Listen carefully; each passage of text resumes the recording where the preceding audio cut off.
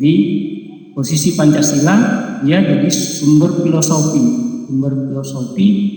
sumber dasar nilai di dalam batang tubuh. Nah, lalu undang-undang, hubungan undang-undang atau perda dengan Pancasila dia menjadi norma yuridis, itu norma hukum lah, katakanlah begitu. Jadi undang-undang itu sudah teknis kan, perda juga sudah teknis biasanya. Nah, maka dia menjadi norma operasional. Jadi semacam perintah dari kepala, dari otak di dalam kepala tadi turun ke tubuhnya. Nah, dari tubuhnya turun lagi ke operasional. Itulah kaki dan tangan. Jadi dia bisa jalan juga, itu sesungguhnya perintah dari otak. Itu gambaran sederhananya untuk memahami. Nah, dalam bahasa akademisnya sebut saja intisari atau pokok nilai lah, intisari atau ruh. Nah, ini yang sering dipakai juga ruh. Jadi Pancasila itu adalah ruh dari pembukaan. Kalau Pancasilanya dihilangkan dari teks pembukaan UUD 45 ya kosong. Betul-betul hanya sekedar teks saja, ya kosong. Seperti tadi otak begitu dikeluarkan dari kepala, badan manusia sudah kayak robot. Batang tubuh itu fundamen nilainya. Jadi Pancasila menjadi fundamen nilai atau filosofi atau falsafah yang diserap oleh tubuh. Nah, lalu undang-undang itu adalah operasionalnya. Operasional ini kan butuh norma, butuh panduan lah kira-kira begitu. Nah, panduan itu dari Pancasila yang sudah turun ke dalam batang tubuh. Begitu gambarannya. Di kelompok 1 sudah cukup bagus penjelasannya. Saya kira sudah terangkum ya pada yang saya simpulkan secara ringkas terangkum.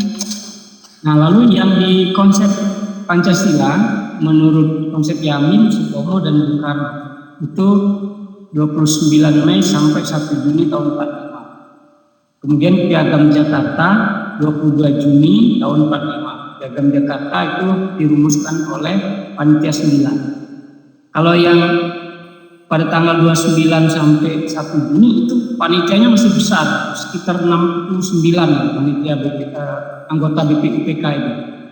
Karena besar, banyak sekali pendapat, opini, silang pendapat, silang ide, tidak bakal selesai dalam waktu cepat. Maka ditunjuklah 9 orang. Itu yang disebut Panitia 9. Nah, Panitia 9 inilah merumuskan Pancasila dalam Piagam Jakarta. Kalau kata piagam itu kan sertifikat, berarti dia sudah betul-betul naskah otentik.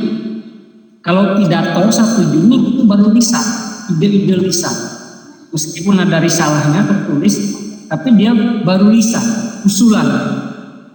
Tapi yang di Piagam Jakarta dia sudah otentik, sudah dalam bentuk sertifikat, satu ijazah, sudah dalam bentuk ijazah. Oleh karena itu, isi Piagam Jakarta 99% dipakai untuk teks pembukaan UUD 45 yang disahkan 18 Agustus tahun 45. Sehingga konsep Pancasila di 18 Agustus tahun 45 hanya berbeda 7 kata dari Piagam Jakarta, khusus di sila pertama. Nah, sekarang pertanyaannya adalah kita mau merujuk yang mana? Konsep 1 Juni, konsep 22 Juni Piagam Jakarta, atau konsep Pancasila 18 Agustus tahun 45? Mana yang lebih legal? Siapa bisa menanggapi?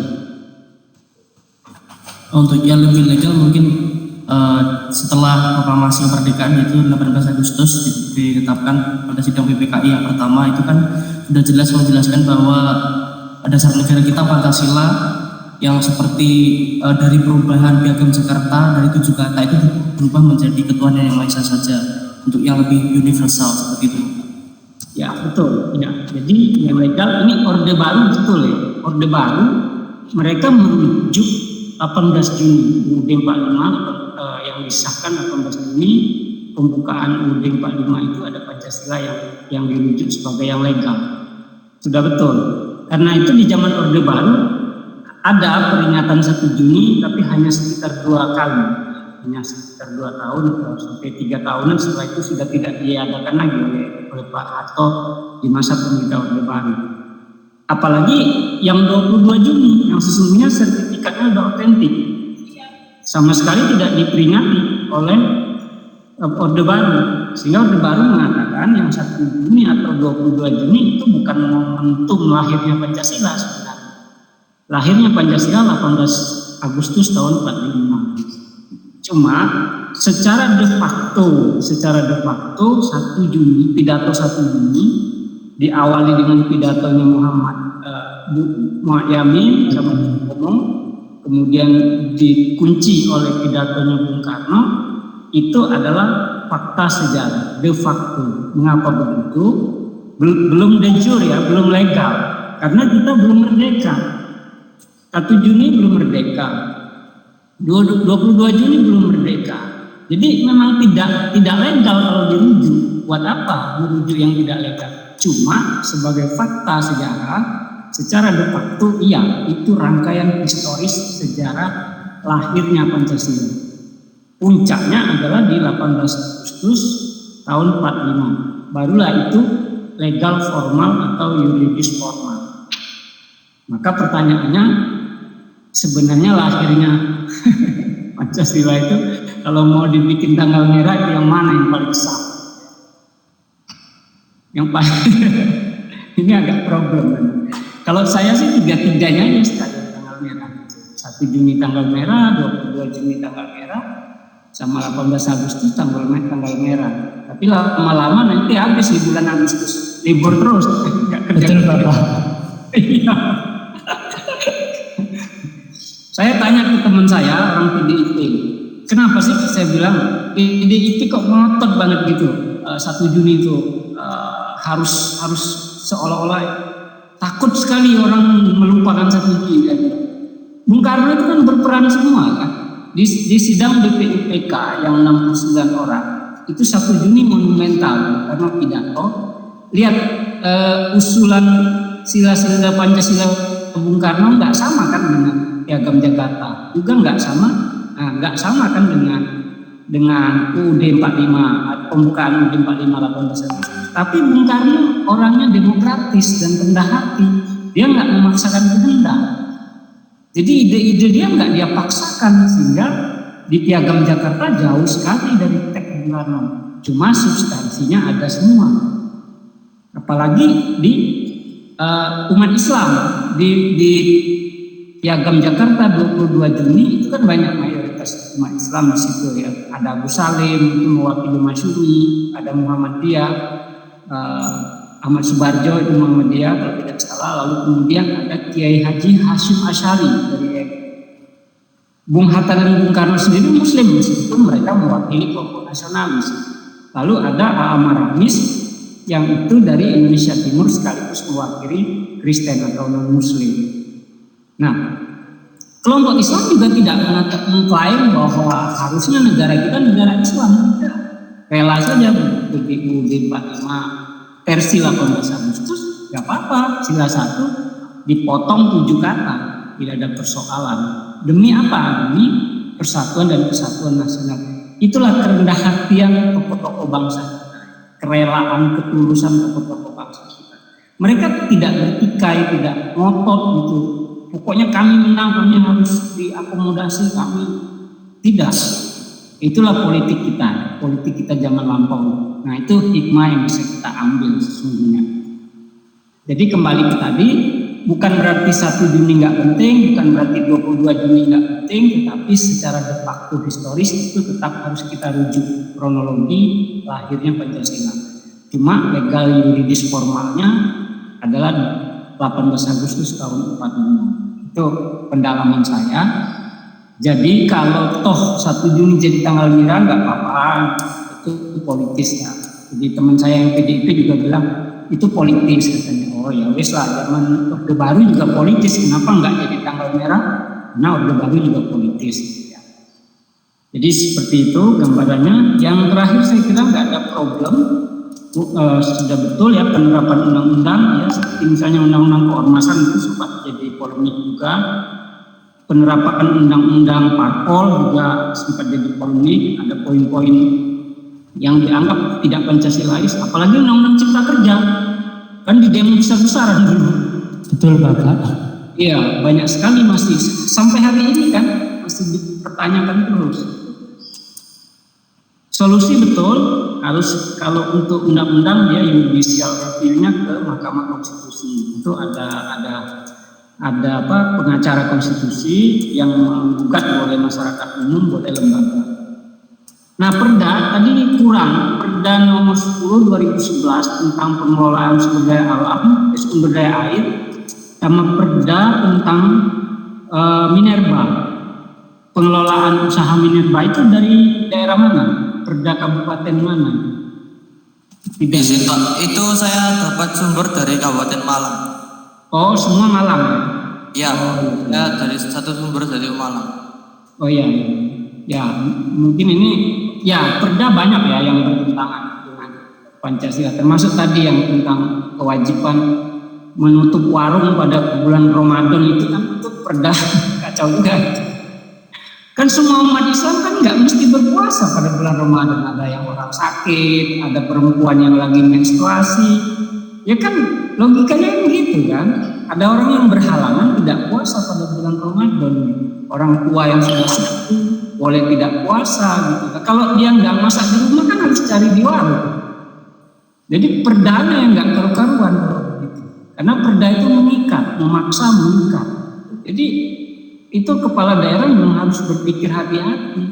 Jangan ya itu, jangan karena mentang-mentang berpuasa. Jadi yang betul itu adalah perda himbauan agar bukan menutup warung atau tidak membuka warung. Himbauannya adalah tidak terlalu menyolok, misalnya ditutup pakai tirai atau pakai spanduk misalnya. Nah, kalau itu tidak masalah, warung tetap buka. Kalau nggak boleh buka, orang juga mau makan, cari rezeki ya. Satu, yang kedua kan banyak non muslim kan, yang beli kan non muslim. Ya itulah problem di pemerintahan daerah kita. Kadang-kadang cara berpikirnya tidak sensitif ya terhadap pluralitas, bahkan terhadap sesama umat Islam sendiri dia nggak nyadar. Emang umat Islam puasa semua apa di bulan Ramadan? Ya kan ada yang berhalangan logikanya. Oke, gitu saya kira kelompok 1 sudah cukup bagus penjelasannya, rujukannya juga. Terima kasih, kita sudah pukul 18.47, 3 menit lagi teman-teman sudah harus keluar untuk kuliah berikutnya. Oke, untuk yang kelompok 2 nanti akan saya informasikan lagi di grup seperti ini juga nanti presentasinya. Juga kelompok 3 nanti karena materi kita belum habis, nanti balik lagi ke kelompok 1. Jadi kemungkinan setiap kelompok ada 2 kali tampil. Dan semua presentasi ini sudah kredit penilaian saya, sudah menjadi kredit penilaian saya. Oke, kita tutup dulu dengan berdoa dulu. Sebaiknya berdoa sesuai agama dan keyakinan masing-masing. Mulai.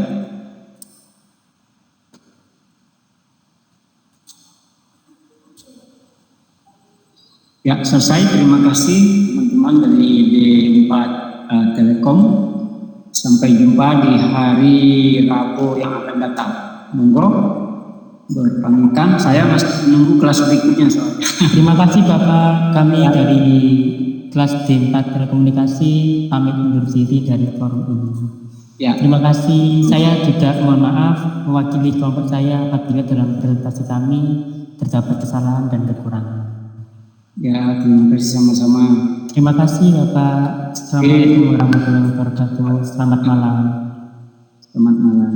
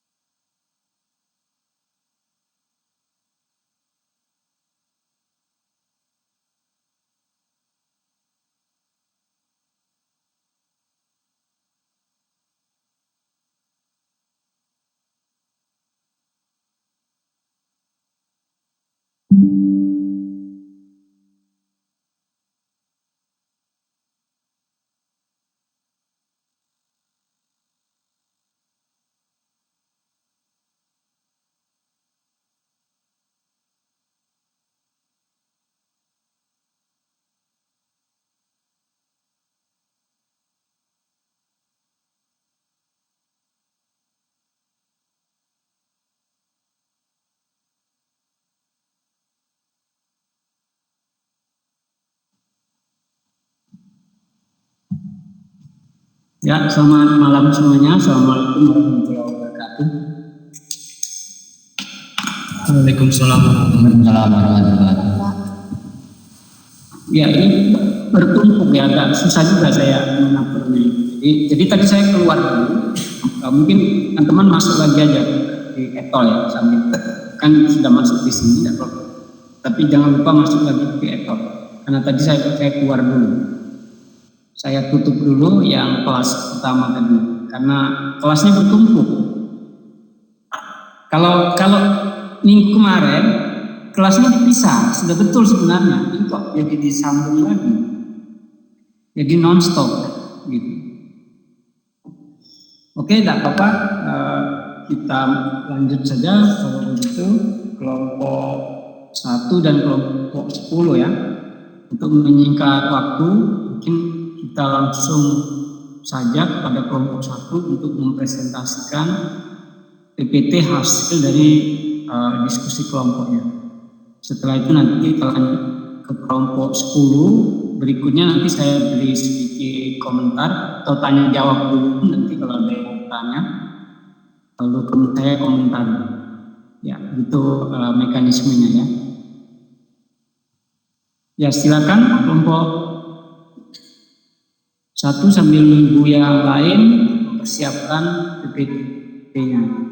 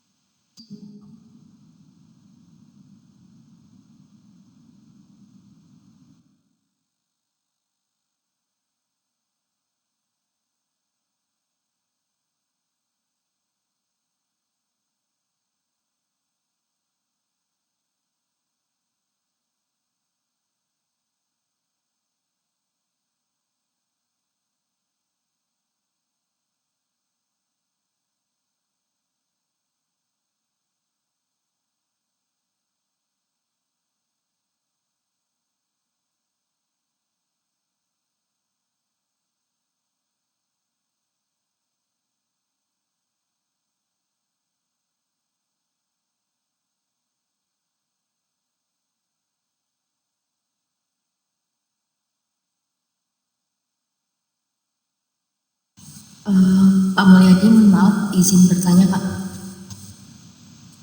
Ya, silakan. Untuk yang tadi sudah klik presensi, apakah ini harus klik presensi lagi Pak? Coba sebaiknya klik lagi, karena tadi kan saya keluar. Saya keluar dari kelas pertama. Untuk mengantisipasi lebih baik masuk lagi, diulang ya, masuk lagi. Atau dicek dulu di akun, kalau masih tampil berarti tidak apa-apa. Nah, kalau di akun saya masih kosong, belum ada yang masuk. Coba aja masuk lagi aja. Oh baik Pak, siap. Terima kasih Pak. Ya, sama-sama. Ya agak susah juga, agak bingung juga saya. ditumpuk begini ternyata. Padahal saya pengennya ditumpuk, tapi dalam satu waktu yang sama. Jadi mestinya D4 Telekom tadi itu jamnya sama dengan yang sekarang, 18.30 juga mestinya. Ya saya tidak tahu, saya sudah kesepakatan awal dengan BAK itu sebenarnya. Makanya saya kaget. Ya saya yang repot, lelah juga karena ada jeda waktu ya sebenarnya tidak menguntungkan ya, jam sholat, jam makan, agak repot juga. Kalau 18.30 semua udah clear, yang ya saya sudah sholat, sudah makan, ya, udah enak. Sholat isya kan habis kuliah bisa sholat gitu. Nah ini agak repot. Tadi juga anak-anak D4 Telekom minta di skor dulu kuliahnya untuk sholat. Jadi setidaknya tadi 20 menit dipotong. Jadi serba mepet akhirnya. Ya kalau menurut saya mahasiswa jadi rugi gitu. Nah itu saya nggak paham juga PHK itu kenapa bisa begitu. Karena jadwal yang dikirim ke saya pertama kali ini jadwalnya 18.30. Informasi ke saya itu sudah sangat terang 18.30. Karena itu pertemuan pertama kan jadi error.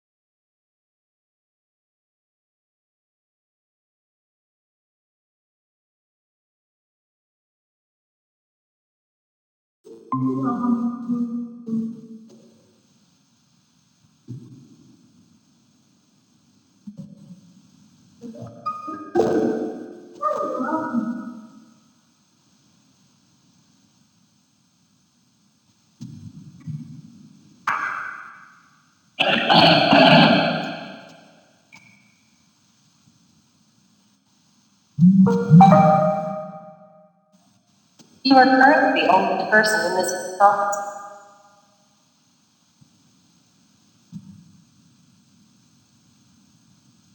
Ya, sudah lihat kan di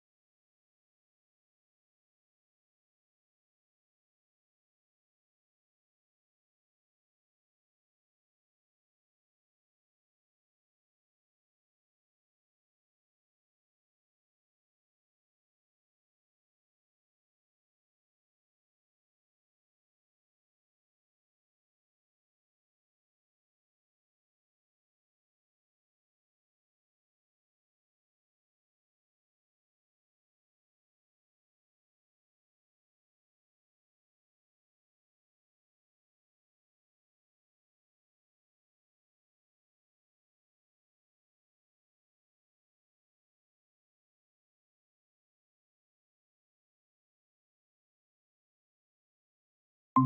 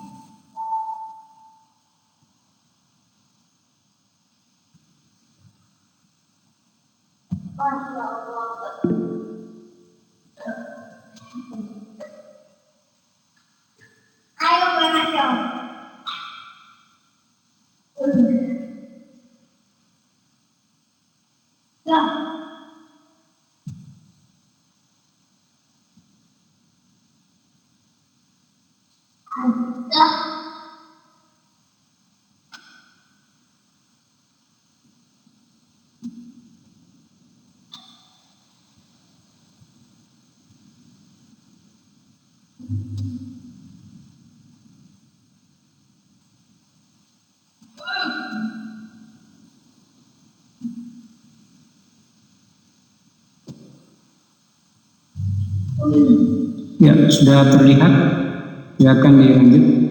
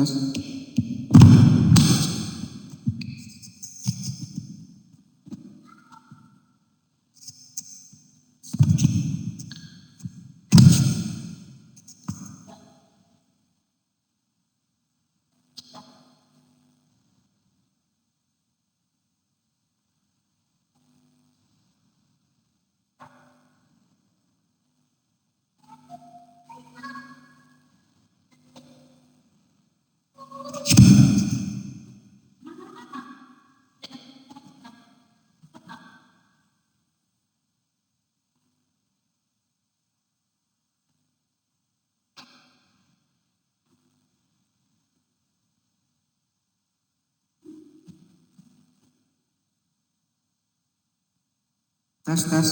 Apa bisa dimulai, Pak? Sekarang, Pak. Ya, lanjut. Dari tadi sudah lanjut. Oh iya, oke. Ini waktu terbuang gitu. Oke. Ya. Assalamualaikum warahmatullahi wabarakatuh. Waalaikumsalam. Selamat malam teman-teman semua, salam sejahtera. Ya, ini kita dari kelompok 1 akan membagikan presentasi kita tentang menjelaskan posisi dan hubungan Pancasila dengan pembukaan UUD Negara Republik Indonesia tahun 1945 dengan batang tubuh UUD Negara RI tahun 1945 dengan UU dan peraturan daerah. Lanjut.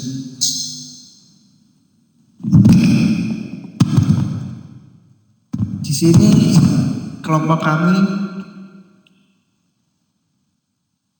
terdiri dari 8 kelompok. Yang pertama MA Rifatul Iksan Abudi, Daendra Tangana Hermawan, Fajar Imam Nurrahmat, Putra Yanwar Rashid, Niko Aris Putra, Riko Puja, Adrian Pangestu, Muhammad Yusuf, dan terakhir Alvino Putra Bimantara. Untuk poin pertama, posisi dan hubungan Pancasila dengan pembukaan UUD Negara RI tahun 1945 memiliki posisi yang kuat dan tidak tergantikan karena Pancasila termuat di UUD 1945 almiah keempat dan mempunyai hubungan yang bersifat formal di mana Pancasila merupakan dasar penyelenggaraan negara serta mempunyai norma positif.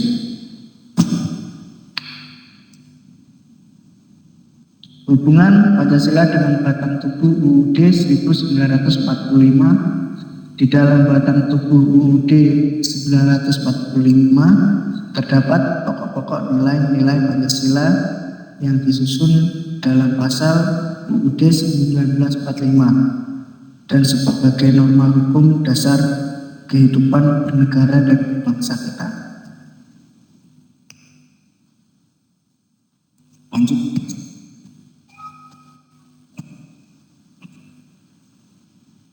Posisi dan hubungan Pancasila dengan UU, Undang-Undang dan Peraturan Daerah.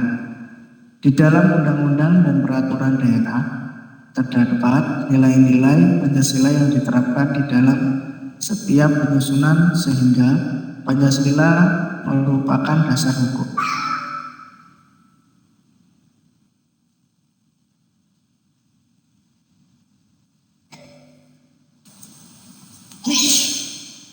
Poin 2. Perbandingan sejarah konsep dasar negara Indonesia menurut usulan Muhammad Yamin, usulan Mr. Supomo, dan usulan dari Insinyur Soekarno dalam sidang BPU PKI tanggal 29 Mei 1 Juni 1945. Masa persidangan pertama BPU PKI dimulai pada tanggal 29 Mei 1945 sampai dengan 1 Juni 1945. Pada masa persidangan ini, BPU PKI membahas rumusan dasar negara untuk Indonesia merdeka. Pada persidangan dikemukakan berbagai pendapat tentang dasar negara yang akan dipakai Indonesia merdeka. Pendapat tersebut disampaikan oleh Mr. Muhammad Yamin, Mr. Supomo, dan Insinyur Soekarno. Usulan Muhammad Yamin. Muhammad Yamin menyatakan pemikirannya tentang dasar negara Indonesia yang merdeka di hadapan sidang BPU PKI pada tanggal 29 Mei. Pemikirannya diberi judul Asas dan Dasar Negara Kebangsaan Republik Indonesia yang isinya sebagai berikut. 1. Beri kebangsaan. 2. Beri kemanusiaan. 3. Beri ketahanan. 4. Beri kerakyatan. Dan 5. Kesejahteraan rakyat. Usulan Mr. Supomo. Mr. Supomo mengemukakan pemikiran pada sidang BPU PKI pada tanggal 31 Mei 1945. Pemikirannya berupa masalah-masalah yang berhubungan dengan dasar negara Indonesia merdeka berdasarkan pada hal-hal berikut. 1. Persatuan. 2. Kekeluargaan. 3. Keseimbangan lahir dan batin. 4. Musyawarah. Dan 5. Keadilan sosial. Sedangkan usulan Insinyur Soekarno, pada tanggal 1 Juni 1945, Insinyur Soekarno mengemukakan dasar negara Indonesia merdeka. Pemikirannya terdiri atas 5 asas berikut. Kebangsaan Indonesia, internasionalisme atau keberkemanusiaan, mufakat dan demokrasi, kesejahteraan sosial, dan ketuhanan yang Maha Esa.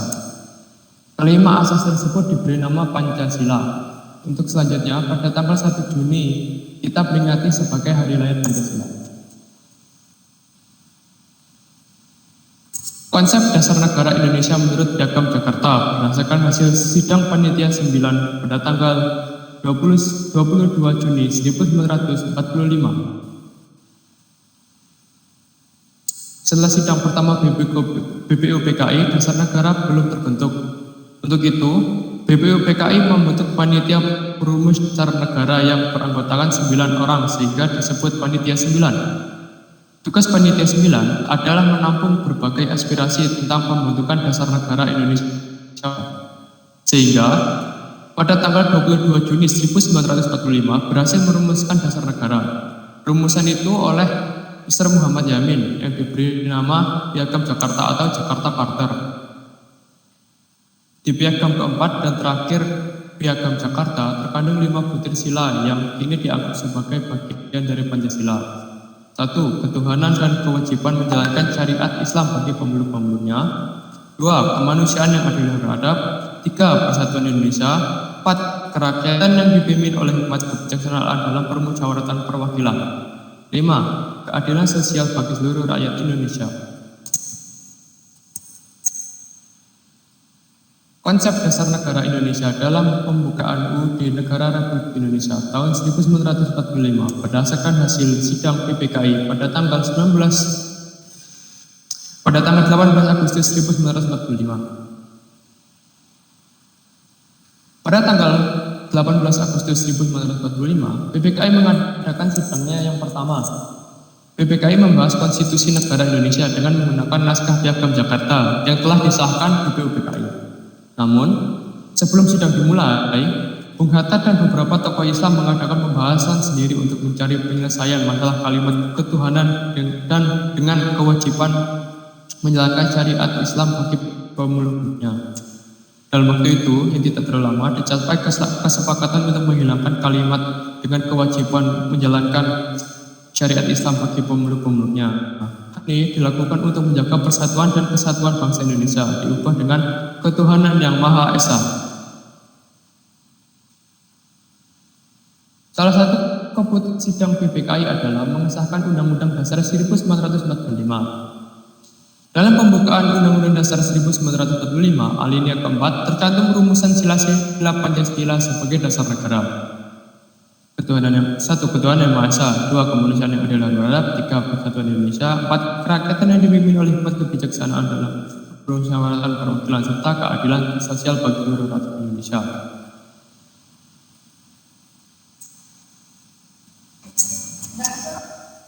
Selanjutnya nomor 3.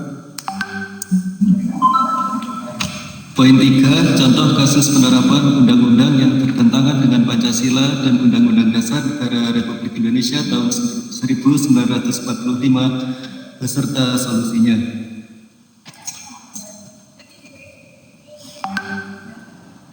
Nomor 1, Pasal 1 Ayat 1A Undang-Undang Nomor 2 Tahun 2011 tentang partai politik bertentangan dengan Undang-Undang Dasar Negara Republik Indonesia tahun 1945 dan tidak mempunyai kekuatan hukum mengikat sepanjang tidak dimaknai. Solusinya adalah partai politik yang dibentuk setelah undang-undang ini harus dilakukan paling lambat 2,5 tahun sebelum hari pemungutan suara untuk mengikuti pemilihan umum pada pemilihan umum pertama kali setelah partai politik yang bersangkutan didirikan dan berbadan hukum.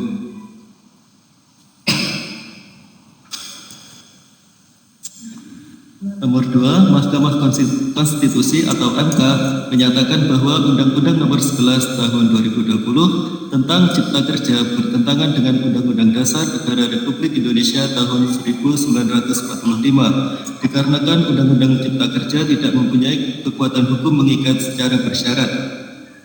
Solusinya adalah yakni pemerintah dengan DPR melakukan perbaikan dalam jangka waktu paling lama 2 tahun sejak putusan tersebut diucapkan oleh MK. Apabila dalam tenggang waktu tersebut para pembentuk undang-undang tidak melakukan perbaikan, Undang-Undang Cipta Kerja menjadi inkonstitusional secara permanen dan undang-undang atau pasal-pasal yang telah dicabut atau diubah oleh Undang-Undang Cipta Kerja harus dinyatakan.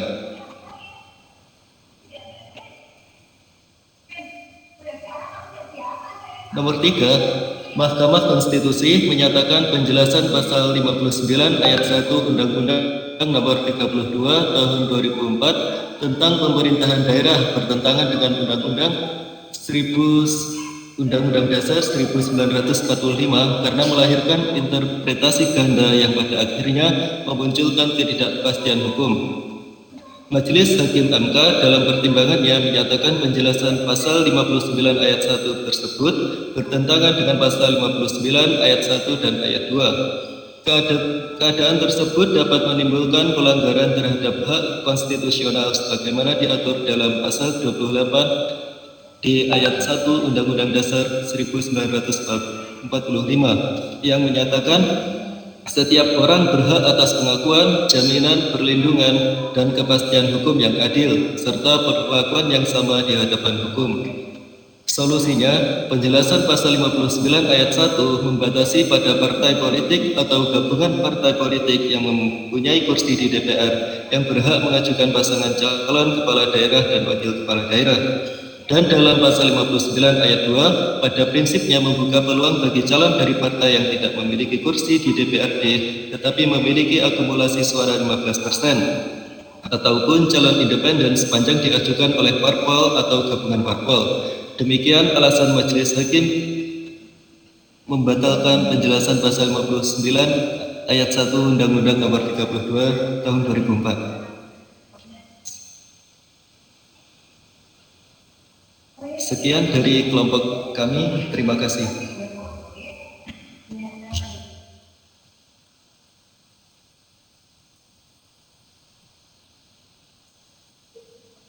Ya, terima kasih kelompok 1 referen kelompok ya satu ya. Referensinya nggak ditulis ya?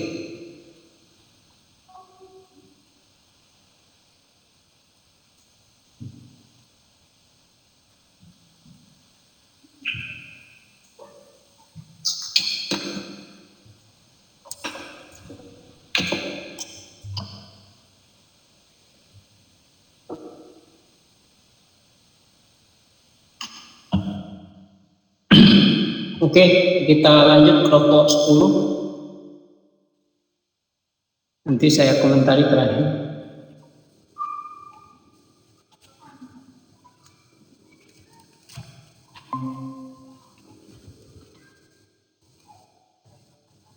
Selamat malam.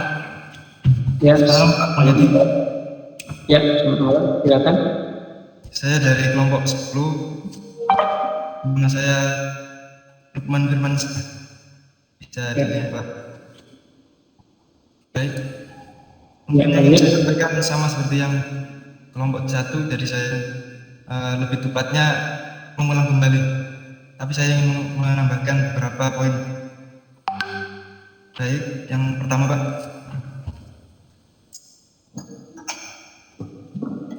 Materi pertama adalah posisi dan hubungan. Terus yang materi kedua perbandingan sejarah. Terus materi yang ketiga penerapan peraturan daerah. Terus yang poin keempat solusi yang legal untuk menyelesaikan penerapan peraturan daerah yang tidak sesuai dengan Undang-Undang Dasar lebih tepatnya Pancasila.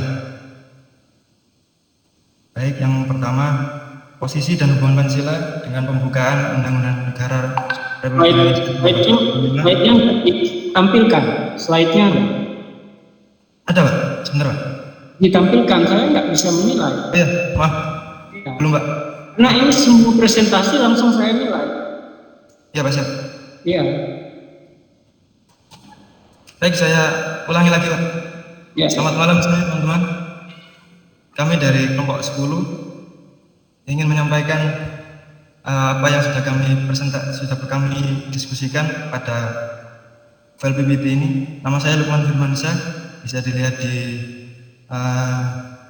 PowerPoint. Baik, yang pertama materi yang pertama posisi dan hubungan, terus materi yang kedua perbandingan sejarah, materi yang ketiga penerapan peraturan daerah, kemudian materi yang keempat solusi yang legal untuk menyelesaikan penerapan peraturan daerah yang tidak sesuai dengan Pancasila. Langsung ke materi yang pertama. Posisi dan hubungan Pancasila dan pembukaan Undang-Undang 1945 Batang Tubuh dengan Undang-Undang dan Peraturan Daerah.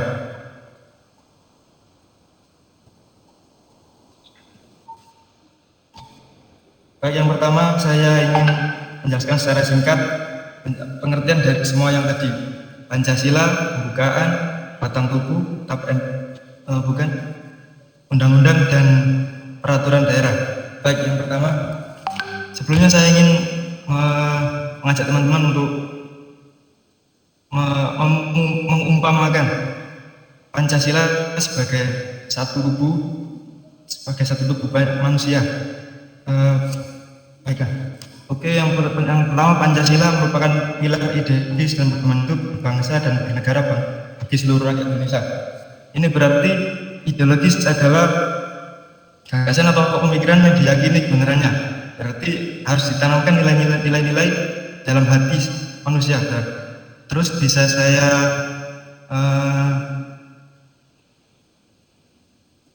simpulkan bahwa Pancasila sebagai hati bagi tubuh manusia. Terus yang kedua,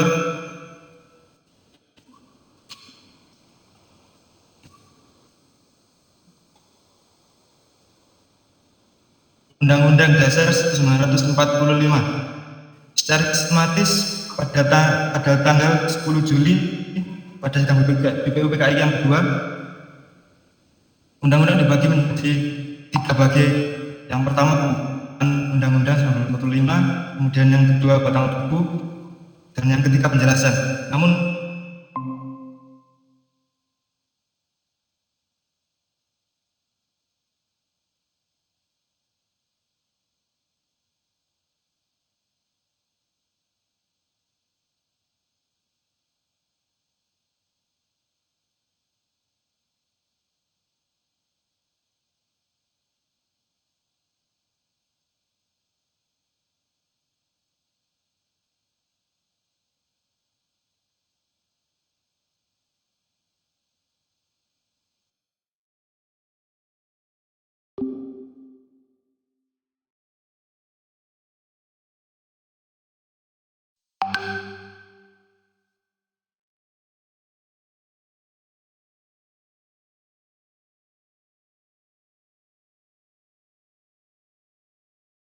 dalam pembukaan Undang-Undang 1945 yang hasilnya adalah 16 bab, 37 pasal, 170 ayat, 3 pasal peralihan, dan 2 pasal aturan tambahan.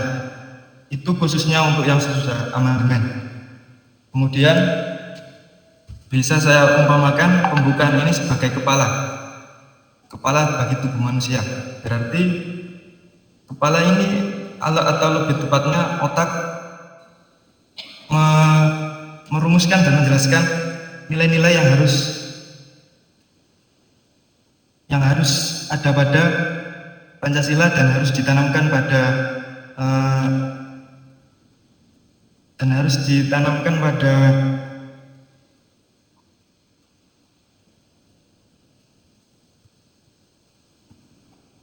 untuk rakyat Indonesia.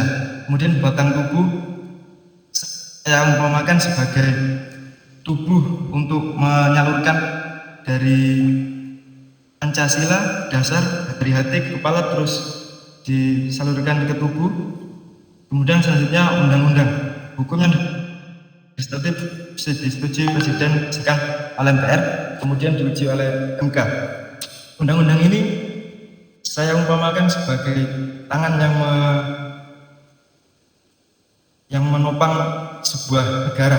Kemudian ada perda, hukum yang dibuat oleh DPRD provinsi dengan persetujuan dari kepala daerah tersebut. Yang ini, yang keempat, poin keempat, perda saya umpamakan sebagai kaki.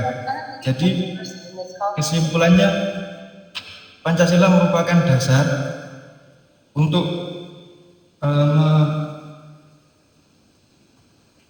menerapkan segala peraturan sesuai dengan yang ada di nilai-nilai Pancasila untuk mensejahterakan rakyat. Kemudian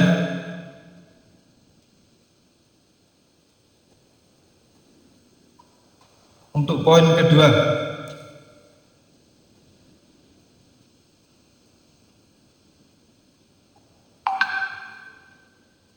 konsep dasar negara Indonesia menurut usulan Muhammad Yamin. Silakan yang kedua.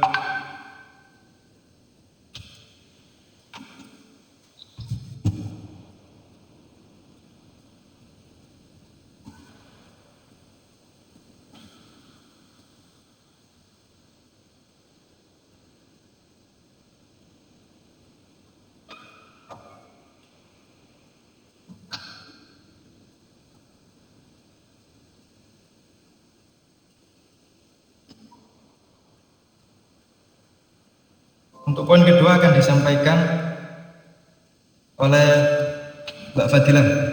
Silakan.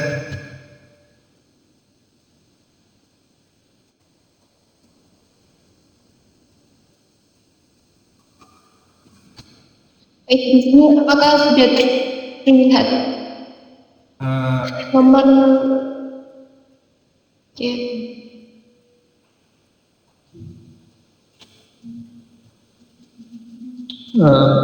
Bentuknya agak nyata ya. Oke, Pak.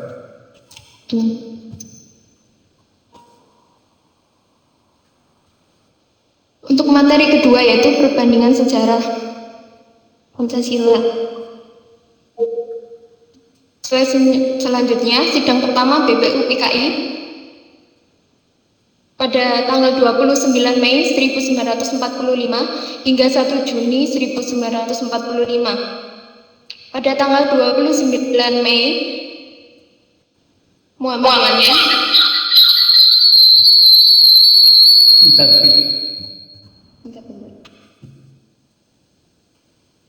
yaitu 1 peri kebangsaan, 2 peri kemanusiaan, 3 peri ketuhanan, dan 4 peri kerakyatan, dan 5 kesejahteraan rakyat. Pada tanggal 31 Mei, Supomo, 1 persatuan atau unitarisme, 2 kekeluargaan, 3 keseimbangan lahir dan batin, 4 musyawarah, 5 keadilan rakyat. Pada tanggal 1 Juni, yaitu Soekarno, 1 kebangsaan Indonesia, 2 internasional atau peri kemanusiaan, 3 mufakat atau demokrasi, 4 kesejahteraan sosial, dan 5 ketuhanan yang Maha Esa.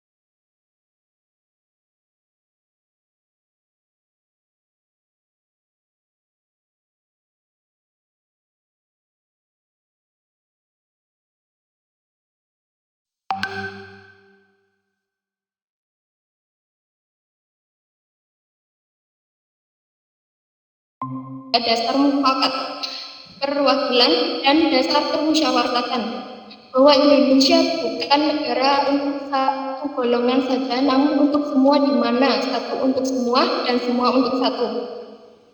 Dasar yang keempat yang dikemukakan Soekarno adalah kesejahteraan, yang mengatakan bahwa selain kesamaan politik, kesamaan ekonomi dalam bentuk kesejahteraan masyarakat bersama juga perlu diadakan sebagai prinsip, di mana tidak ada kemungkinan di masa Indonesia merdeka. Sedangkan pada dasar kelima dan terakhir, Soekarno mengutarakan prinsip ketuhanan di mana bangsa Indonesia merupakan negara yang bertakwa kepada Tuhan Yang Maha Esa. Rakyat Indonesia dijamin untuk memiliki keleluasan menyembah Tuhannya masing-masing tanpa egoisme agama dan tetap satu sebagai negara Indonesia. Setelah menjelaskan 5 dasar negara tersebut, Soekarno kemudian membicarakan nama yang tepat tentang dasar negara. Pancadharma dinilai tidak tepat digunakan karena dharma sendiri berarti kewajiban. Dan bahasanya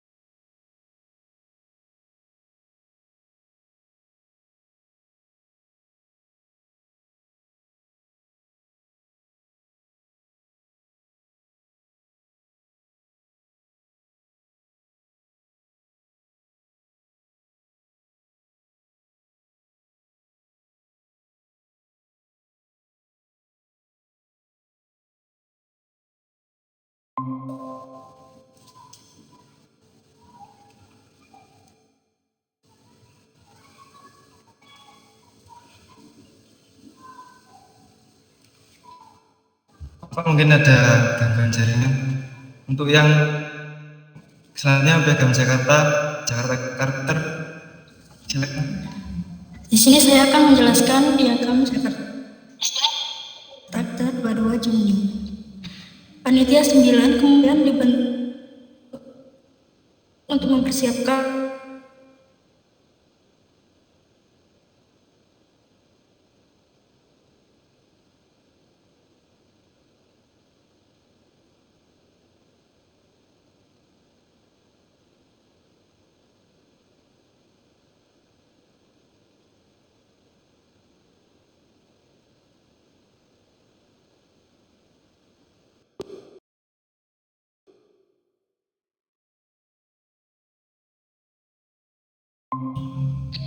anggota panitia 9 diantaranya Soekarno, Muhammad Hatta, Muhammad Yamin, Ahmad Subarjo, A.A. Maramis, Abdul Qahar Muzakir, Wahid Hashim,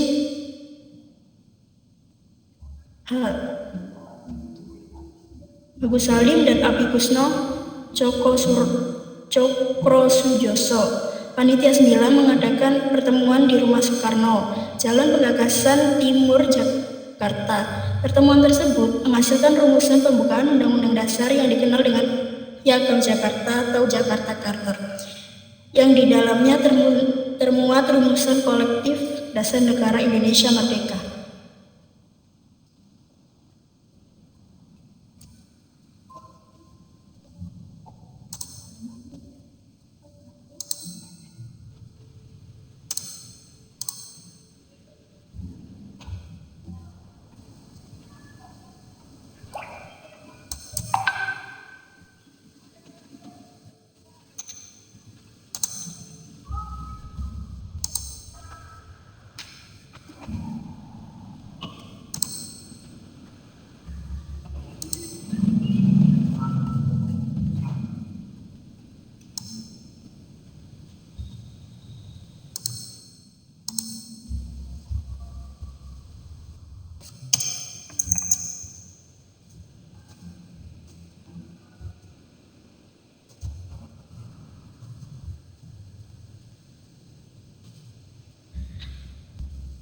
Pembahasan Pancasila masih berlanjut dalam masa persidangan kedua BPUPKI yang berlangsung pada 10 Juli hingga 13 Juli 1945. Sidang kedua BPUPKI diselenggarakan. Soekarno menyampaikan laporan hasil kerja selama masa reses. Sidang ini menghasilkan keputusan tentang bentuk negara Republik bagi Indonesia Merdeka dan perumusan terakhir draft dasar negara. Pada sidang ini, J. Lato Harari menyampaikan keberatannya terhadap sila pertama, ketuhanan dengan kewajiban menjalankan syariat Islam bagi pemeluk-pemeluknya, karena berakibat besar terhadap pemeluk agama lain, sehingga dibentuk panitia kecil perancangan Undang-Undang Dasar yang diketuai oleh Soekarno yang bertugas untuk merancang Undang-Undang Dasar dengan memperhatikan pendapat dari rapat besar dan kecil. Hasil kerja panitia kecil yang diketuai Soekarno disempurnakan bahasanya oleh panitia pengalus bahasa yang terdiri dari Hussein Jayadiningrat, Agus Salim, dan Supong. Silakan untuk slide selanjutnya.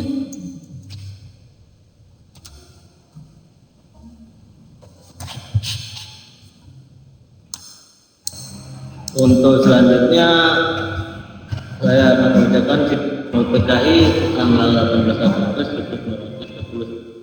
1945 yang isinya itu nanti ketuhanan dan kewajiban menjalankan syariat Islam bagi pemeluk-pemeluknya menjadi ketuhanan yang Maha Esa.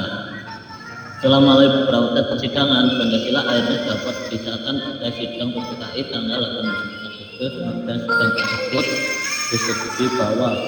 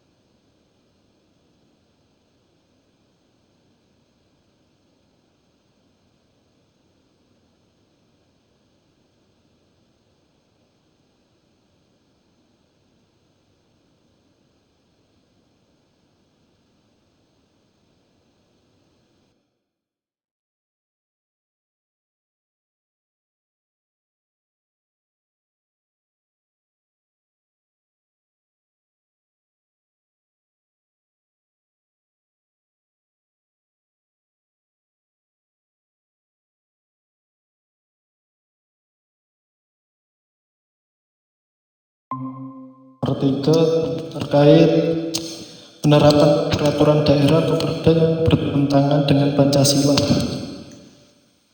Salah satu contohnya yang pertama adalah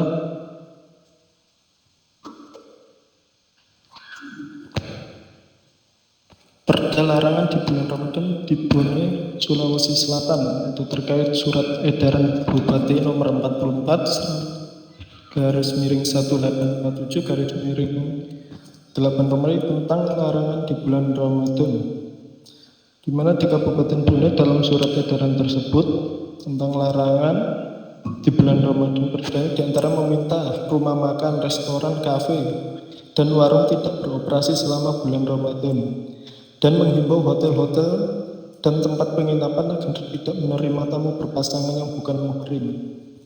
Jadi menurut pengamat kebijakan publik yaitu Agus Pambagio mengatakan Kemendagri harus segera mengkaji aturan-aturan yang dikeluarkan oleh pemerintah daerah yang cenderung diskriminatif ini. Ia menilai daerah lain tidak bisa diperlakukan sama seperti daerah istimewa Aceh karena memang syariat Islam di provinsi itu telah diatur dalam undang-undang. Salah satu perda diskriminatif ini adalah perda di Bone tersebut. Perda tersebut dinilai bertentangan dengan Pancasila, terutama sila ketiga, karena dianggap mendiskriminasi umat agama lain. Dan karena Indonesia bukan negara yang menganut syariat Islam, melainkan Pancasila yang menyatukan sebagai terhormat di Indonesia.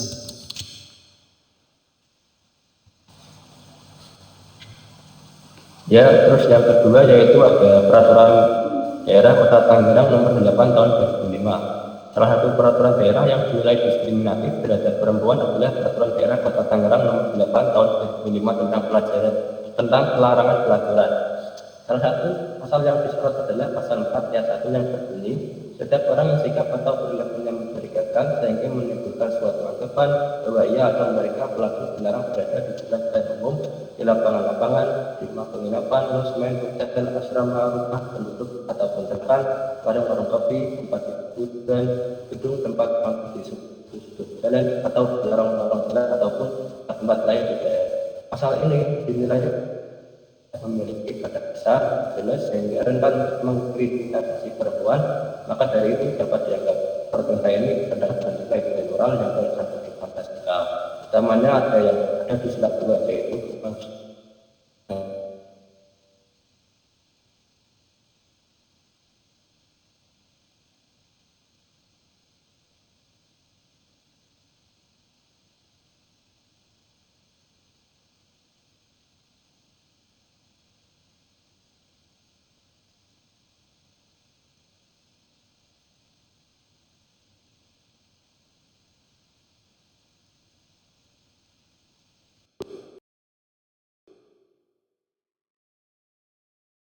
disebutkan pada poin A, yaitu melarang keras pacaran bagi anak di bawah 17 tahun.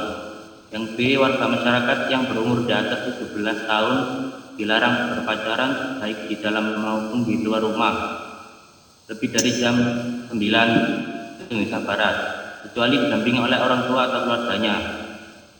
Yang C, yaitu peraturan menikahkan di tempat bagi warga yang ketahuan melanggar batasan jam apel atau berpacaran. Tindakan pernikahan tersebut dilakukan setelah peringatan ketiga, dan yang masih bandel akan dibawa ke Majelis Budaya Desa.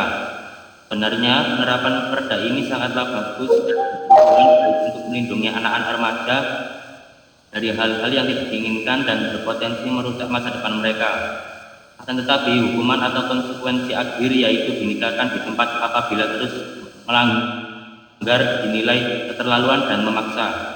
Hukuman dinikahkan di tempat bukanlah solusi yang tepat atas masalah tersebut, karena bisa saja dari kedua pihak anak belum mampu dalam segi ekonomi, kematangan mental, dan kesiapan untuk menjalani rumah tangga. Perda ini dapat dinilai bertentangan dengan Pancasila dan Undang-Undang Dasar 1945, khususnya pada Pancasila sila yang kedua.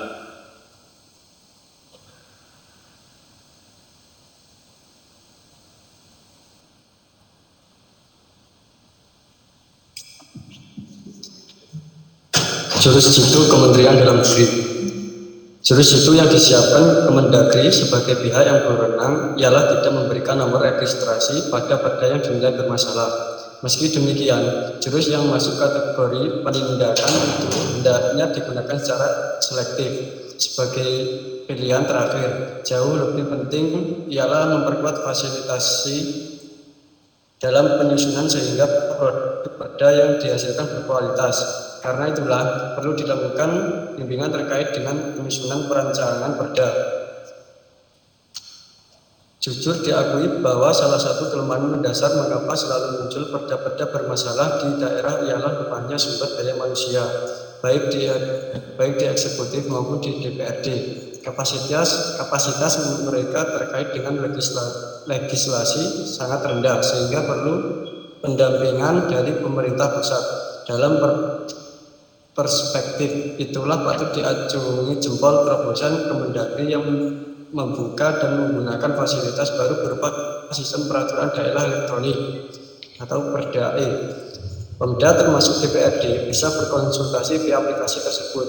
Rancangan perda pun diharuskan untuk dikirim ke Kemendagri untuk dikoreksi dan diarahkan. Meski diacungi jempol, Kemendagri juga patut diingatkan agar tidak bertindak semena-mena, apalagi menempatkan diri seakan-akan sebagai atasan daerah.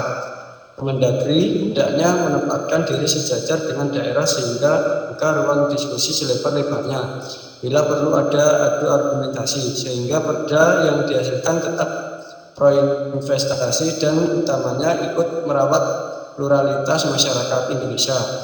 Perda merupakan instrumen sekaligus pedoman yuridis bagi Pemda dalam menjalankan roda pemerintah dan pembangunan daerah yang bertujuan meningkatkan kesejahteraan masyarakat. Sebagai pedoman yuridis, keberadaan perda itu hendaknya tidak melawan akal sehat alias bisa diterima semua pihak. Sebuah perda bisa diterima akal sehat jika pertama, isinya tidak bertentangan dengan peraturan perundang-undangan yang ada. Kedua, perda tak sekadar menjadi payung hukum untuk menguras uang rakyat atas nama peningkatan pendapatan asli daerah. Apalagi jika peningkatan pendapatan asli daerah itu sebesar-besarnya untuk kemakmuran pejabat di daerah. Terima kasih.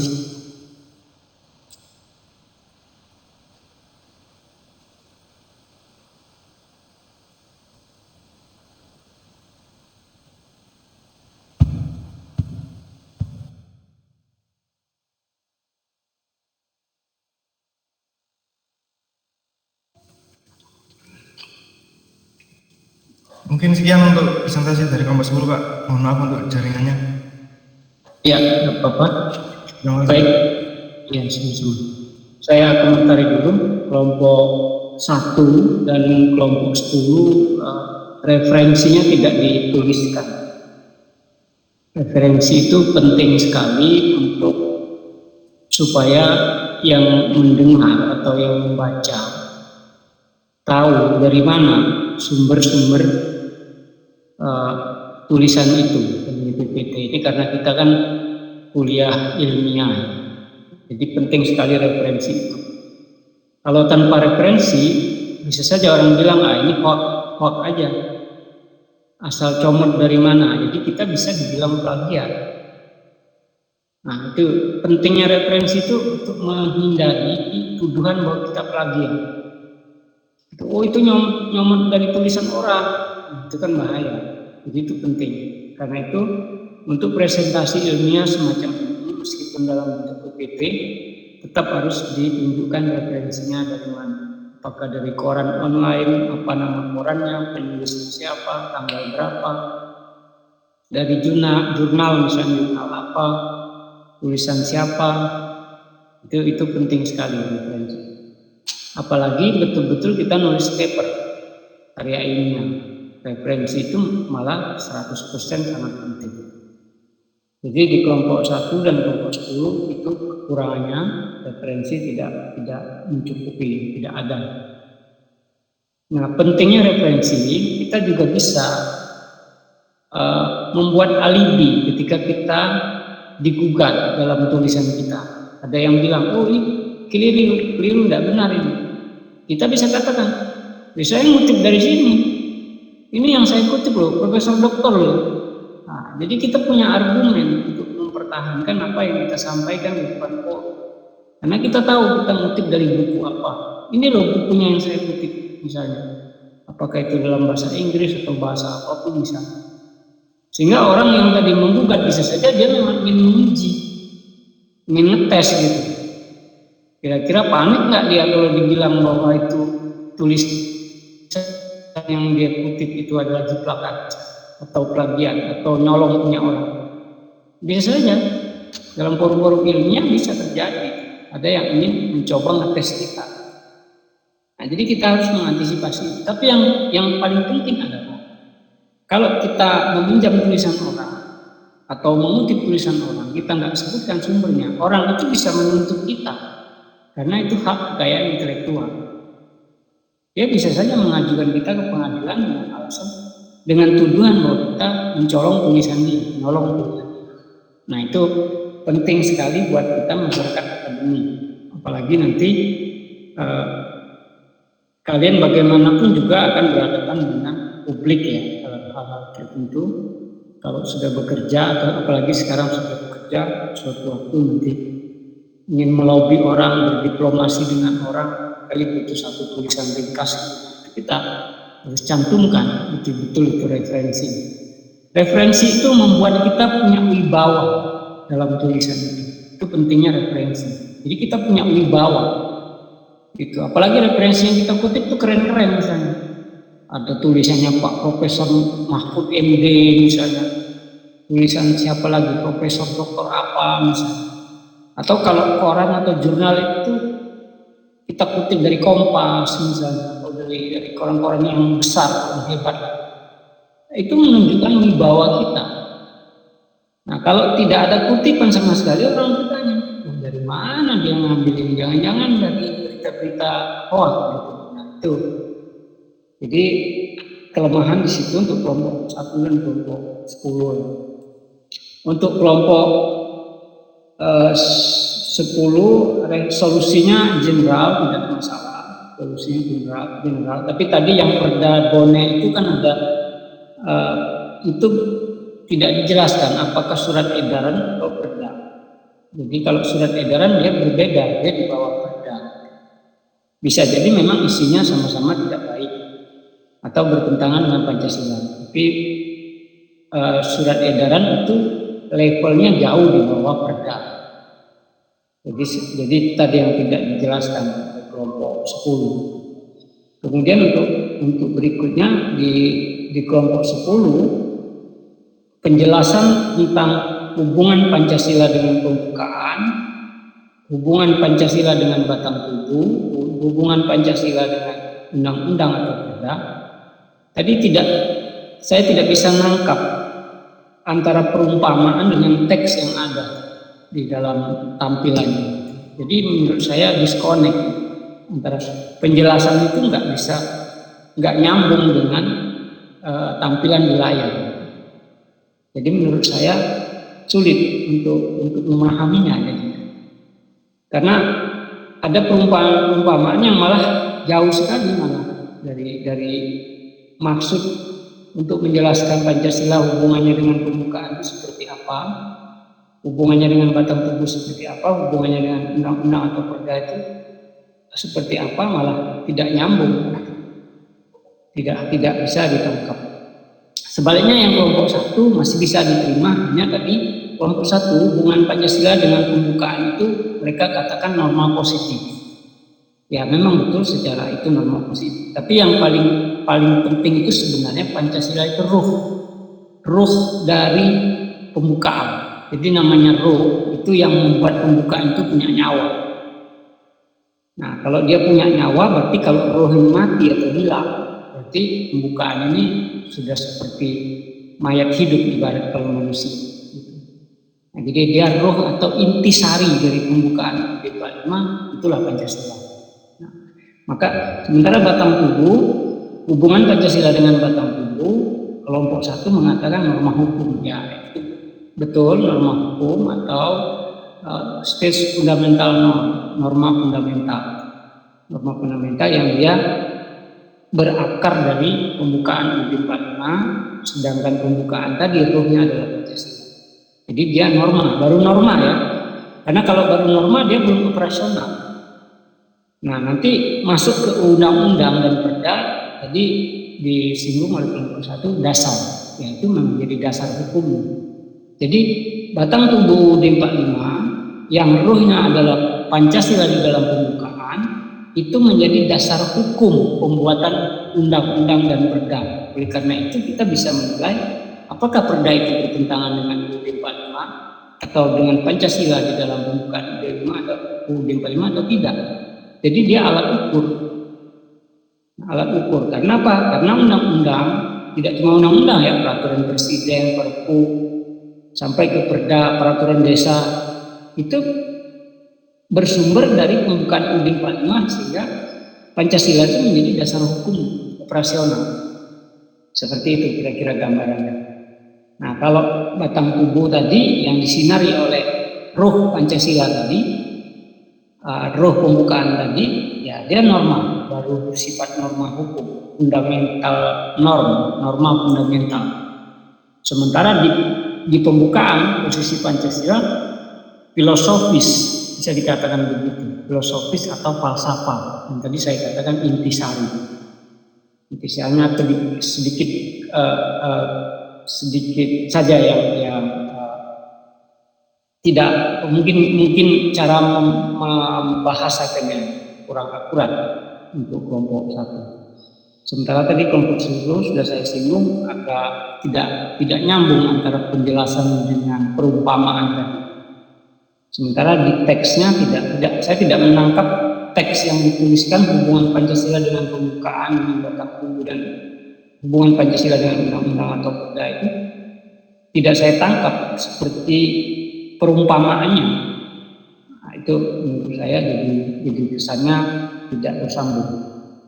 Itu komen saya. Sementara untuk kelompok 1 solusi general dari undang-undang parpol dan undang-undang cipta kerja. Jadi intinya undang-undang atau perda di kelompok 10 itu potensi untuk bertentangan dengan konstitusi atau bertentangan dengan nilai-nilai Pancasila itu sangat besar sekali.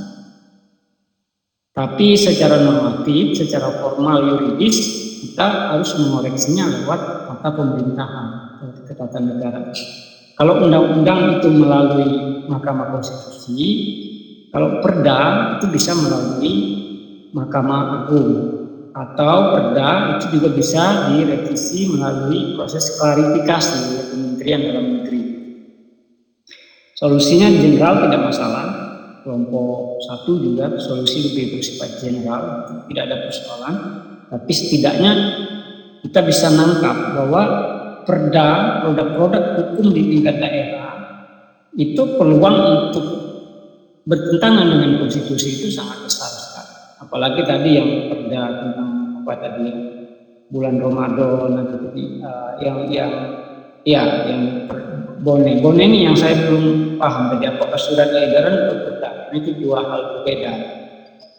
Perda Kota Tangerang misalnya tentang pelacuran itu juga, kemudian Perda Purwakarta tentang orang berpacaran dinikahkan di tempat. Itu juga melanggar hak asasi ya sebenarnya. Nah, jadi hal-hal seperti itu kalau pemerintah daerahnya tidak sensitif, ya memang jadi bisa malah melanggar hak asasi manusia. Atau secara yuridis formal ya tadi bertentangan dengan konstitusi atau undang-undang dasar 45. Nah, yang ingin saya beri pendalaman sedikit adalah selain yang perda-perda itu adalah kita bisa melihat di konsep perbandingan antara konsep Yamin, Supomo, dan Bung Karno. Di situ konsepnya berbeda-beda. Teks yang diusulkan memang semua 5 sila ya. Ada 5 sila, tapi kita lihat kalimatnya pendek-pendek dan singkat-singkat. Kemudian kita bandingkan dengan hasil dari Piagam Jakarta 22 Juni. Piagam Jakarta teksnya sudah mulai panjang-panjang dan mulai tertata rapi dan jauh berbeda dengan teks sila-sila usulan Yamin, usulan Supomo maupun usulan Bung Karno. Pada tanggal 1 Juni sebenarnya Bung Karno itu mengusulkan 3 dasar negara. 1 dia sebut Pancasila yang tadi dikutip atau disampaikan oleh kelompok 1 dan kelompok 10. 1 lagi dia kasih nama Trisila, 1 lagi dikasih nama oleh Bung Karno Ekasila atau gotong royong. Jadi ada 3 dasar negara yang diusulkan Bung Karno pada tanggal 1 Juni. Nah, tanggal 1 Juni itu Bung Karno mengusulkan judul dasar negara. Judulnya yang dia usulkan. Judulnya Pancasila. Semua sepakat, oke, kita sepakat. Judul dari dasar negara kita nanti adalah Pancasila. Kata Pancasila itu tidak ada di Piagam Jakarta, tidak ada juga di pembukaan UUD 45, kata Pancasila, tidak ada. Tapi itu kesepakatan normatif yang disepakati bersama oleh sidang BPUPK. Okelah kita kasih judul dasar negara kita itu Pancasila, judulnya. Tapi sila-sila yang diusulkan Bung Karno tidak sama dengan Piagam Jakarta, tidak sama juga dengan hasil pembukaan UUD 45 18 Agustus tahun 45. Nah, ini menandakan bahwa para tokoh bangsa dulu, para pemimpin bangsa itu adalah orang-orang yang tulus ikhlas, adalah orang-orang yang rela atau tidak memaksakan kehendak. Boleh dikatakan mereka adalah orang-orang yang demokratis. Karena apa? Karena ada tujuan bersama untuk kemerdekaan, sehingga mereka menurunkan egoisme mereka, menurunkan sikap mereka yang keras. Itu misalnya di Piagam Jakarta kita tahu di situ kan ada wakil-wakil dari umat Islam, dari NU, dari Muhammadiyah, dari Masyumi misalnya, yang mereka bisa saja akan memaksakan sila ke-1 yang ada kata syariat Islam itu untuk menjadi sila pertama dalam dasar negara di pembukaan UUD 45 yang sudah disahkan 18 Agustus. Tapi toh mereka terima ketika itu direvisi hanya menjadi ketuhanan yang Maha Esa. Artinya ada kerelaan, ada keikhlasan, ada ketulusan, ada sikap demokratis. Oke lah, demi bangsa kita ini bersatu untuk masa depan, mungkin mereka berpikir juga tentang anak cucunya, sehingga mereka terima, gitu. Nah itu hikmah yang harus kita tangkap di situ. Hikmah pertama, ya, bahwa tokoh-tokoh bangsa kita ini adalah orang-orang yang ikhlas tulus demi generasi masa depan, dan mereka adalah orang-orang yang demokratis, musyawarah mufakatnya juga berjalan. Yang kedua adalah kita mau pilih yang mana hari lahir Pancasila itu? 1 Juni kah, 22 Juni kah, atau 18 Agustus tahun 45? Mana yang lebih sah? Kita rujuk, kita acuh. Ada yang bisa menjawab? Ini hikmah kedua untuk meluruskan sejarah, supaya kita tidak keliru memahami kronologi peristiwa Pancasila itu kemudian menjadi dasar negara. Jadi pertanyaan dasarnya adalah sederhana. 1 Juni kita sudah merdeka belum? Satu Juni sudah merdeka belum? 1 Juni tahun 45. Belum.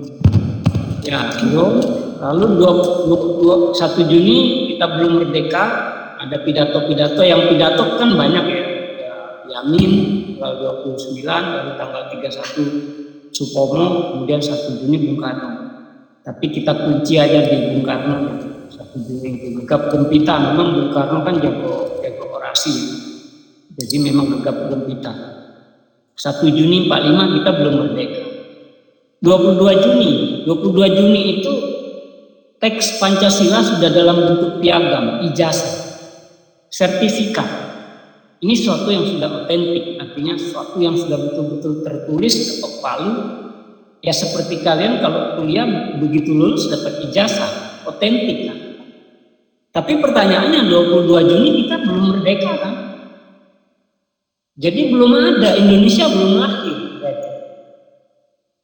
Nah sementara proklamasi 17 Agustus lalu kemudian dilanjutkan 18 Agustus tahun 45, Panitia Persiapan Kemerdekaan Indonesia bersidang lagi memutuskan salah satunya adalah menetapkan UUD 45 yang di dalamnya ada pembukaan UUD 45. Pembukaan itu 99% diambil dari teks Piagam Jakarta kecuali sila pertama yang direvisi hanya menjadi ketuhanan yang Maha Esa. Dan itu kita sudah merdeka 18 Agustus tahun 45. Sehingga pertanyaannya, kapan Pancasila itu, kita mau katakan lahirnya Pancasila itu sebenarnya kapan? 1 Juni kah? 22 Juni kah? Atau 18 Agustus tahun 45 Pancasila itu lahir? Nah ini hikmahnya yang kita, ya ada yang mau jawab, mungkin Renal mau jawab. Dua mungkin Pak. Ya, tanggal berapa? 22. Ya, dua. Iya, oke, yang lain ada yang mau berpendapat nggak? Tanggal 1 Juni Pak. 1 Juni, ada lagi yang lain, satu lagi? Tanggal 18 Agustus Pak. Ya, oke. Atau ada lagi satu? Saya tambahkan lagi. Tanggal 1 Juni Pak. Oke. Ya, 1 Juni itu judul dasar negara yang diterima Tapi tentu saja kita belum merdeka, artinya Indonesia belum ada. Secara de facto itu nyata, konkret nyata. Memang itu sidang-sidang BPUPK 1 Juni. 22 Juni sama. Rumusan pembukaan UUD 45 di alinea keempat sudah ada sila-sila Pancasilanya yang sudah konkret, yang itu jauh berbeda dengan usul Bung Karno, jauh berbeda dengan usul Yamin, jauh berbeda dengan usul Supomo. Itu adalah kesepakatan Panitia 9 yang di dalamnya juga beragam, wakil nasionalis, wakil kelompok agama Islam, wakil non-Muslim termasuk Indonesia Timur. 22 Juni sudah dalam format piagam, otentik, gitu. Teksnya lengkap, alinea 1 sampai alinea 4. Tapi 22 Juni pun sesungguhnya kita belum merdeka. Maka kalau kita mau rujuk secara legal formal, seharusnya kita mulai tanggal 18 Agustus tahun 45. Dalam ketatanegaraan, rujukan kita sesungguhnya adalah Pancasila 18 Agustus tahun 45. Itu yang legal formal. Lalu bagaimana dengan yang tanggal 1 dan 22 Juni? Itu de facto. De facto, fakta konkretnya, bagian dari kronologi peristiwa lahirnya Pancasila, tetap itu kita akui sebagai prakondisi dari legal formal Pancasila yang ada di dalam pembukaan UUD 45 yang disahkan tanggal 18 Agustus tahun 45. Jadi itu poin pentingnya. Jadi sesungguhnya kalau pemerintah sekarang membuat 1 Juni tanggal merah memang tidak salah, tapi pertanyaannya kemudian kita mau kemanakan yang edisi 22 Juni? Mau dikemanakan edisi 18 Juni? Padahal 1 Juni itu yang diusulkan Bung Karno hanya judul. Sila-silanya tidak sama persis dengan sila-sila dalam pembukaan UUD 45 edisi 18 Agustus. Juga tidak sama dengan sila-sila dalam edisi Pancasila 22 Juni. Nah, ada sesuatu yang kalau tidak dicermati dengan bagus, kita bisa salah paham terhadap situasi sekarang. Jadi artinya 3 poin atau 3 titik ini tadi semua sama penting. Yang satu de facto, yang satu de jure. De jure itu juridis formal, secara legal ketatanegaraan. Itu 18 Agustus. Jadi kalau hari ini kita tadi teman-teman mengupas perda yang bertentangan dengan Pancasila, apa kemudian juga undang-undang yang bertentangan dengan nilai-nilai Pancasila, rujukannya kan enggak ke 1 Juni kan? Rujukannya kan enggak ke yang 22 Juni kan? Rujukannya yang ke edisi 18 Agustus tahun 45. Karena kalau kalian merujuk yang 1 Juni enggak nyambung. Wong itu bukan yang kita akui, bukan yang legal secara ketatanegaraan. Jadi Anda kata tadi misalnya teman-teman bilang perda di Bone atau perda di Kota Tangerang tentang pelajaran itu bertentangan dengan Pancasila edisi 1 Juni. Mana? Nggak nyambung. Atau bertentangan dengan Pancasila edisi 22 Juni. Nggak nyambung. Dalam kata lain ilegal itu bukan berarti tidak sah. Legal formalnya tidak di tempat itu. Karena Indonesia belum merdeka, Indonesia belum lahir. Itu baru ide. Baru pikiran-pikiran, persiapan-persiapan. De facto, fakta, nyata, konkret ada, iya. Bagian dari sejarah, kronologi. Gitu ya, cara memahaminya. Maksud saya, jangan sampai terjebak dengan politik. Punya teman, orang PDIP, saya tanya, kenapa sih dipaksakan 1 Juni gitu. Bung Karno itu kan berperan semua. 29 Mei, 31 Mei sampai 1 Juni itu Bung Karno kan berperan sekali, meskipun pimpinan BPUPK itu kan Rajiman WD Mingkat. Tapi Bung Karno itu dirujuk orang semua. Orang itu kan begitu mengakui lah Bung Karno, intelektualnya, kecerdasannya, kemampuannya menyampaikan pendapat. Kemudian di 22 Juni yang ketua panitia 9 ya Bung Karno. Wakilnya Bung Hatta. Di panitia persiapan kemerdekaan Indonesia sama, Bung Karno juga ketuanya. Jadi saya tanyakan ke teman saya, ada orang PDIP, kan Bung Karno itu berperan semua, saya kata. ke teman saya, Bung Karno itu berperan semua loh, di 1 Juni ya, 22 Juni ya, kemudian di 18 Agustus tahun 45 ya, kenapa dipaksakan tanggal 1? Jawabannya sederhana, dia bilang itu politis. Waduh, repot saya bilang kalau udah politis begini. Saya yang dosen Pancasila harus menjelaskan historisnya, jadi dia ketawa-ketawa. Gitu. Nah, jadi artinya bahwa PDIP pun hanya melihat posisi itu sebagai politis saja, sedangkan kita fakta historis kan. Nah, balik ke tadi, jadi yang legal formal kita rujuk adalah Pancasila 18 Agustus tahun 45 sesuai ketatanegaraan, tapi yang 22 Juli dan 1 Juni itu ada rujukan historis, rujukan sejarah. Tidak boleh dihilangkan juga.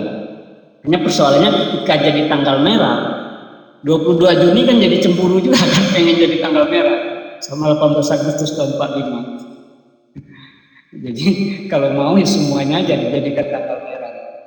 18 Agustus tanggal merah, 22 Juni tanggal merah, 1 Juni tanggal merah. Nah, zaman Orde Baru, Pak Harto tidak pernah menjadikan 1 Juni itu tanggal merah di kalender. Juga tidak pernah menjadikan 22 Juni tanggal merah di kalender. Begitu juga 18 Agustus tahun 45. Di masa Orde Baru nggak pernah dijadikan tanggal merah. Hanya 17 Agustus yang dijadikan tanggal merah. Kan adil kan? Gitu. Jadi sejelek-jelek Orde Baru, dalam konteks seperti ini sudah betul. Orde Baru merujuk 18 Agustus tahun 45. Oke, begitu komentar saya untuk dua kelompok ini. Jadi ya tentu ada kelemahan, ada kekurangan dan kelebihannya ya masing-masing kelompok dalam presentasi. Begitu kira-kira kita sudah pukul 20.13 masih sudah ya belum lewat ya 20.10 ya harusnya 20.10 nih. Oke, mungkin ada yang mau komen dulu untuk hari Rabu depan. Akan ada lagi kelompok yang maju, nanti detail pembahasannya akan saya kirim lewat grup. Mungkin karena kita 10 kelompok ya, 10 kelompok langsung ancar-ancar saya langsung saja kelompok 2 dan kelompok 9. Nah, nanti kelompok berikutnya akan saya informasikan lagi detail pembahasannya di Rabu depan. Ikan adil ya, setiap kelompok punya waktu 1 minggu untuk membahas materi presentasi. Jadi kelompok 2 dan 9 itu Rabu depan detail pembahasannya akan saya berikan paling tidak besok lah ya, atau besok sore. Karena besok pagi saya ngajar di PEN tatap muka sampai siang gitu ya. Takut saya kelelahan, makanya malamnya saya balik memberikan detail untuk kelompok berikut yang akan maju. Begitu dari saya kira-kira.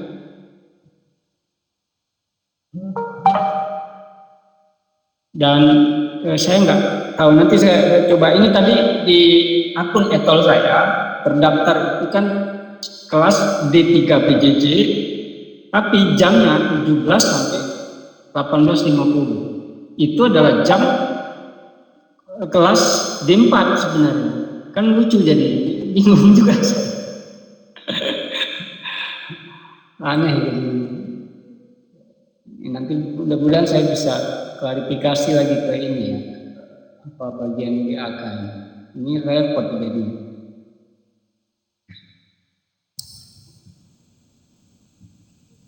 Oke, kalau begitu kita akhiri, barangkali kita berdoa dulu sesuai agama dan keyakinan masing-masing. Berdoa mulai.